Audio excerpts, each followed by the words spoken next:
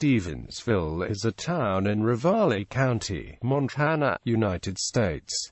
The population was 1,809 at the 2010 census. History: Stevensville is officially recognized as the first permanent settlement in the state of Montana, 48 years before Montana became the nation's 41st state. Stevensville was settled by Jesuit missionaries at the request of the Bitterroot Salish Amérindians, through interactions with Iroquois working in the fur trade between 1812 and 1820. The Bitterroot Salish learned about Christianity and Jesuit missionaries that worked with Native Americans teaching about agriculture, medicine, and religion. Interest in these black robes grew among the Salish and, in 1831, 4 young Salish men were dispatched to St. Louis, Missouri to request a priest to return with them to the homeland of present-day Stevensville. The 4 Salish men were directed to the home and office of William Clark to make the request. At the time, Clark was in charge of administering the territory they called home. Through the perils of the trip, 2 of the Salish died at the home of General Clark.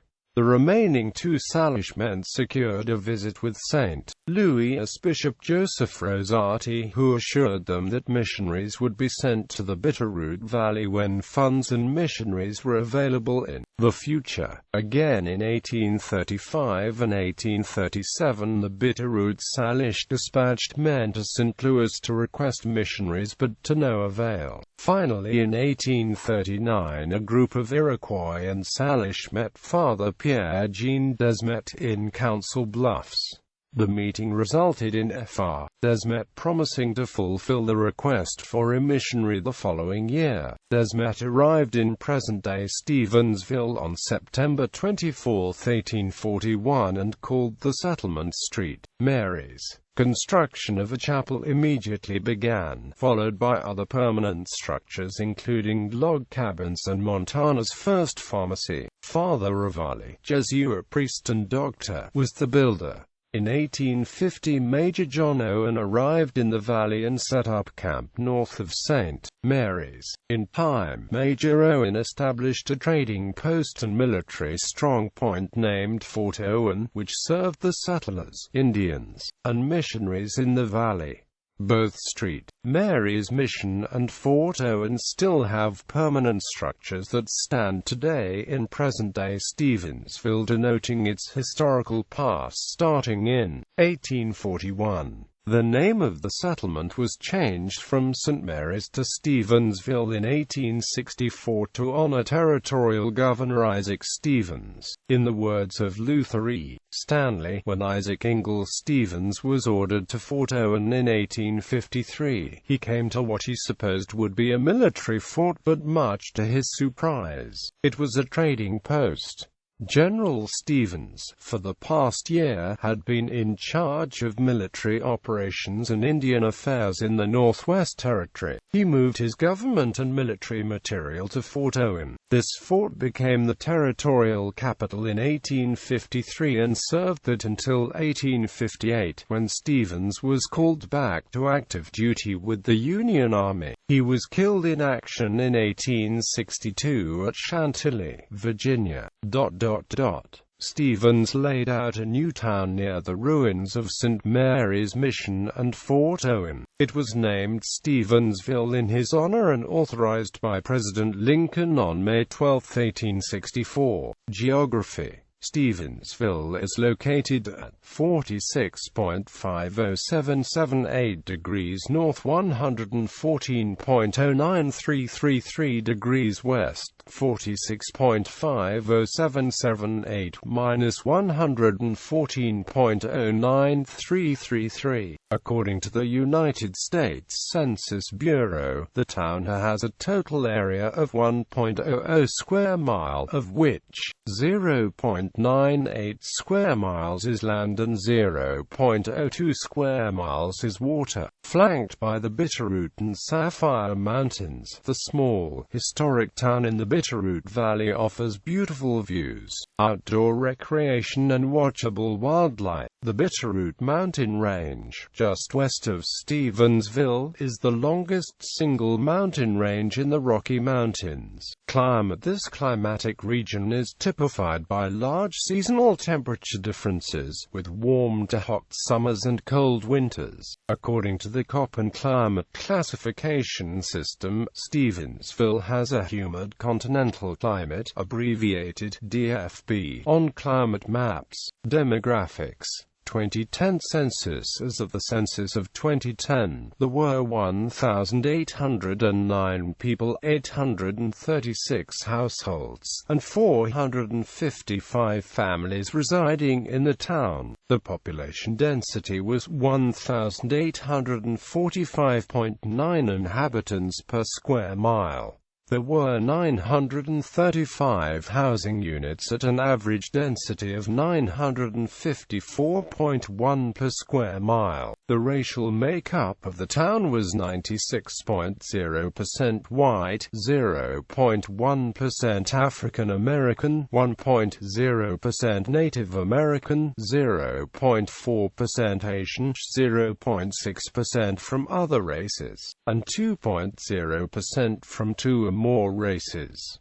Hispanic or Latino of any race were 3.4% of the population. There were 836 households, of which 24.9% had children under the age of 18 living with them. 40.8% were married couples living together. 8.4% had a female householder with no husband present. 5.3% had a male householder with no wife present, and 45.6% were non-families. 40.2% of all households were made up of individuals, and 19.5% had someone living alone who was 65 years of age or older. The average household size was 2.11 and the average family size was 2.87. The median age in the town was 42.3 years. 22.2% of residents were under the age of 18, 7.3% were between the ages of 18 and 24, 23.8% were from 25 to 44, 25.1% were from 45 to 64, and 21.7% were 65 years of age or older. The gender makeup of the town was 46.9% male and 53.1% female. 2000 census. As of the census of 2000, there were 1,553 people, 652 households, and 385 families residing in the town. The population density was 3,008.3 people per square mile. There were 711 housing units at an average density of 1,377.3 per square mile. The racial makeup of the town was 96.52% white, 0.26% African American, 1.03% Native American, 0.26% Asian, 0.32% from other races, and 1.61% from two or more races.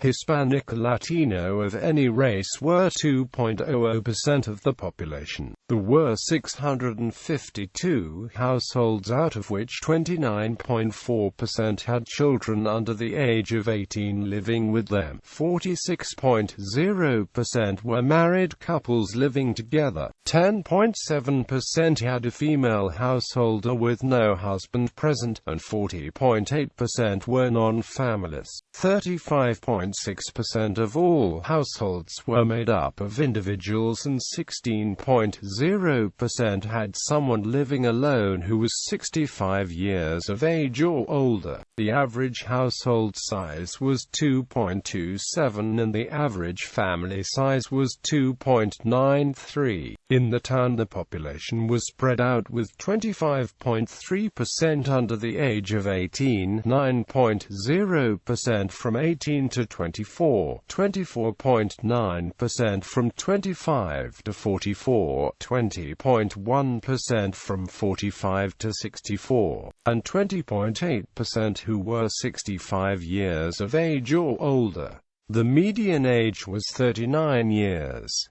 For every 100 females there were 89.9 males. For every 100 females age 18 and over, there were 85.0 males. The median income for a household in the town was $27,951, and the median income for a family was $34,583.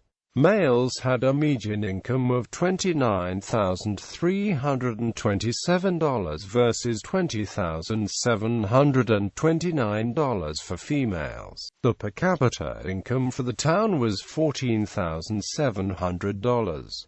About 10.4% of families and 12.8% of the population were below the poverty line, including 13.3% of those under age 18 and 9.7% of those age 65 or over.